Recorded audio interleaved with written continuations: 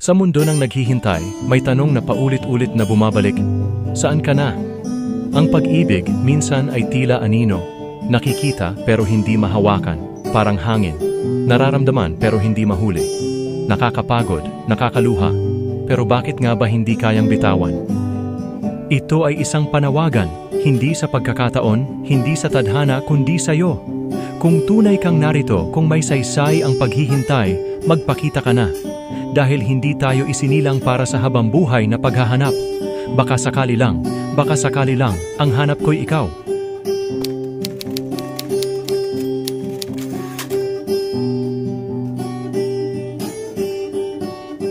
Sa bawat pintig ng pusong ito, isang tanong ang paulit-ulit na bumabalot. Saan ka nagtatago?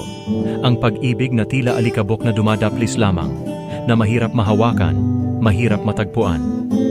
Ayokong maglaro ng taguan, pagod na akong habulin ang kaligayahang parang multong hindi nagpapakita. Naririto ako, handang masaktan, kung ito ang daan patungo sa'yo, kung ito ang halaga ng totoong tayo. Sabi nila, ang pag-ibig daw ay hindi laging tag-araw. May tag-ulan, may unos, ngunit kahit sa gitna ng bagyo, naririto ako, umaasang darating ka, baka sakali lang. Panahon, huwag kang maging madamot. Kung siya'y naririto na, huwag mo nang itago, ipakita mo siya sa akin. Ialay mo na ang pagkakataong matagal nang hinihintay. Huwag mo na akong turuan ng pasensya.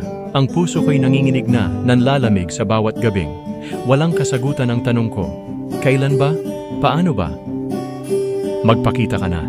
Huwag na nating sayangin ang oras. Hindi tayo pinanganak para maghintay ng walang hanggan. Kung ang panahon ay sang-ayon, bakit kailangan pang maglaro? Narito ako, nakatayo, hindi aalis, hindi uurong. Dahil kahit masakit, kahit mahirap, ang pag-ibig ay nananatili. Isang liwanag na kailan may hindi maglalaho. Magpakita ka na, hindi ako susuko.